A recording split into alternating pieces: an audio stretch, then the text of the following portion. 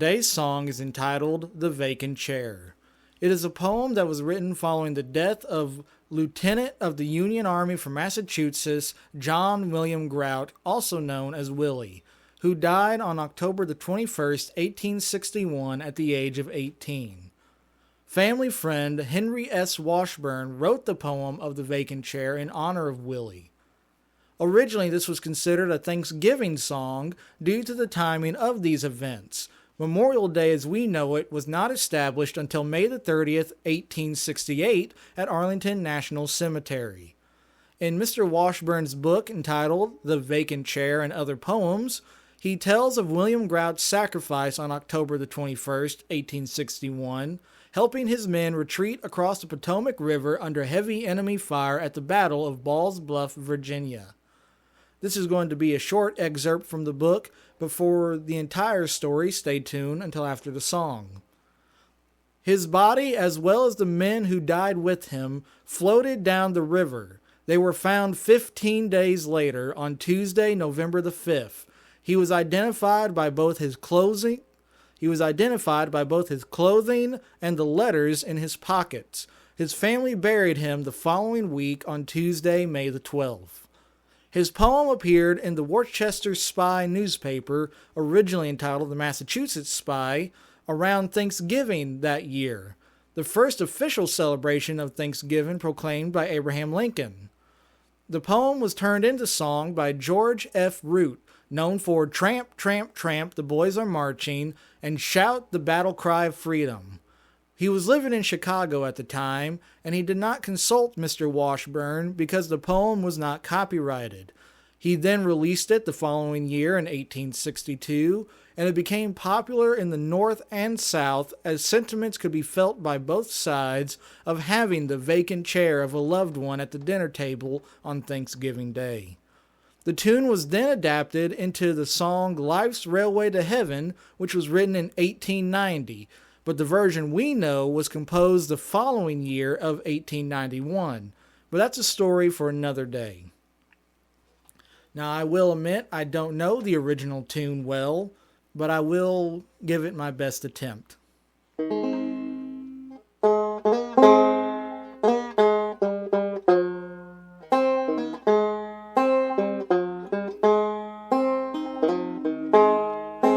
We shall meet, but we shall miss him. There will be one vacant chair. We shall linger to caress him while we breathe our evening prayer.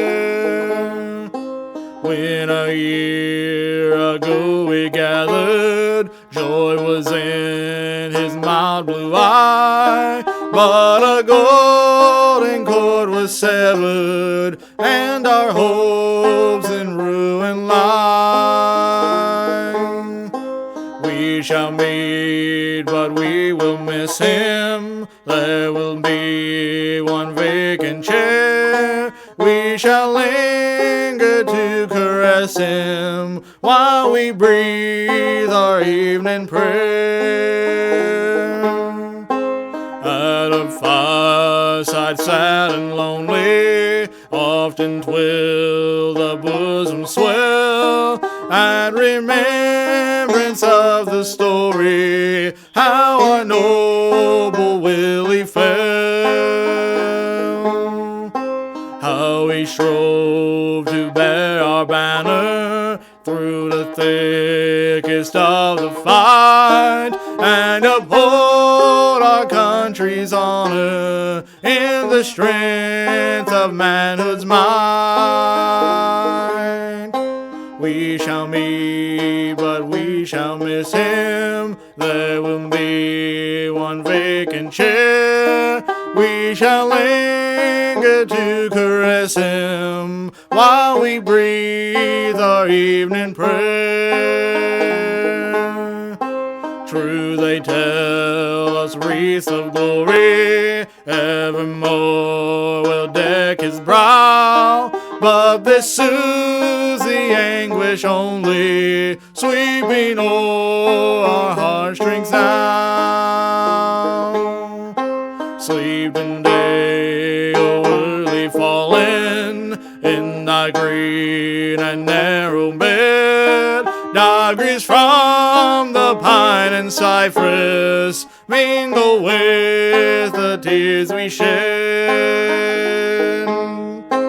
We shall meet, but we shall miss him. There will be one vacant chair. We shall linger to caress him while we breathe our evening prayer.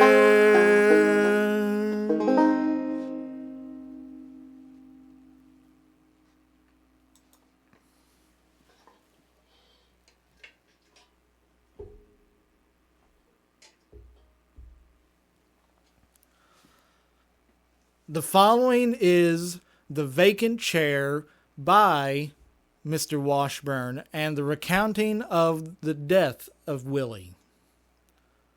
Lieutenant John William Grout, the subject of the vacant chair, was the only son of Jonathan and Mary Jane Grout, and was born in Worcester, Massachusetts, July the 25th, 1843. His father was a successful businessman, and the son enjoyed the excellent educational advantages given to the young in that enterprising city. He was a bright boy and a favorite of his playmates, by whom he was familiarly known as Willie Grout. It soon was evident that he was by nature endowed with rare gifts physically and mentally.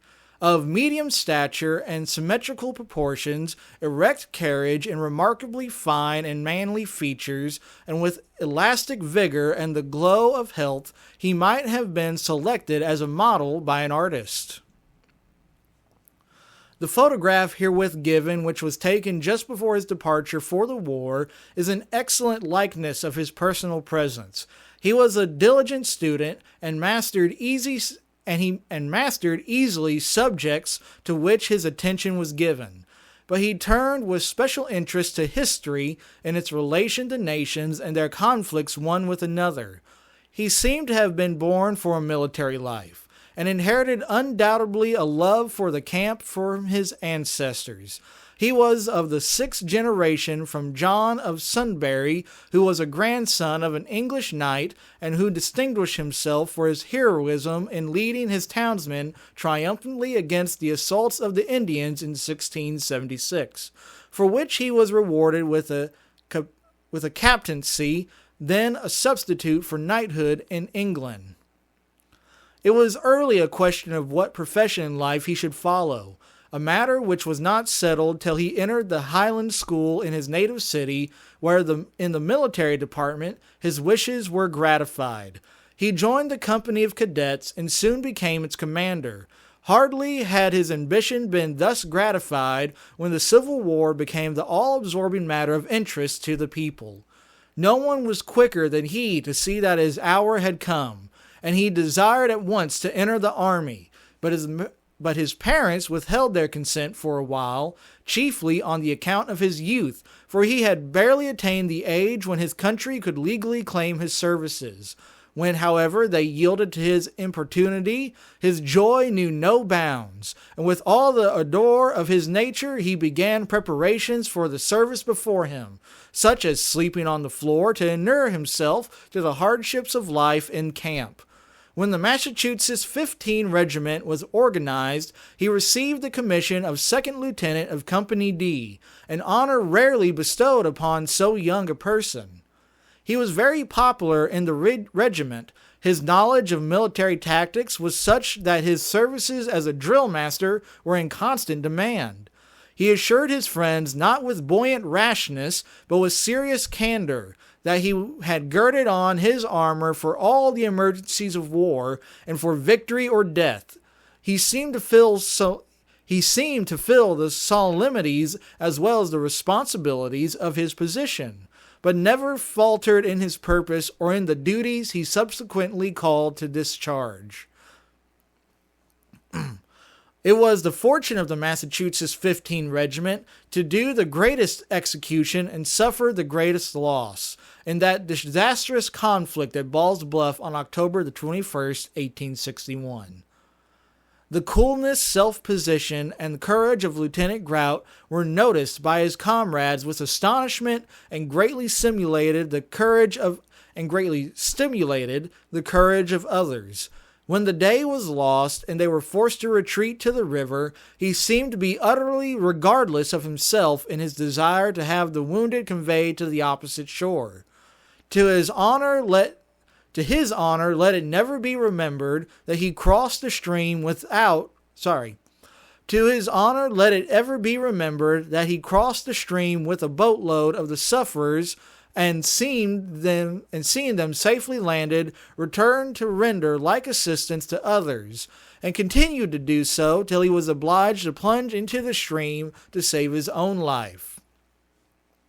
He had reached the middle of the river when he exclaimed to a comrade at his side, "Tell Company D I should have reached the shore, but I am shot and must sink." And as the waters closed over him, his spirit took its flight from the throes and conflicts of earth. When his death was announced, Colonel Devens, with deep emotion, said, "Dear little fellow." He came to me at the close of the battle and said, "Colonel, can I do anything more for you?" And I replied, "Nothing but take care of yourself." For several weeks the Potomac held his body in its embrace, to be finally surrendered to loving hands, from whence it was tenderly borne to his native city for burial. The heart of the old Commonwealth had never known a sadder day than when his remains, under the escort of the Highland cadets, attended by the mayor and both branches of the city government, Colonel Devens, and a large concourse of sympathizing citizens, were taken to the cemetery for interment. Many tears were mingled with the volleys fired over the grave of the hero, who at the early age of 18 fell for a voluntary sacrifice upon the altar of his country. This Memorial Day, we honor the men and women who currently serve and those who gave all to defend our freedoms.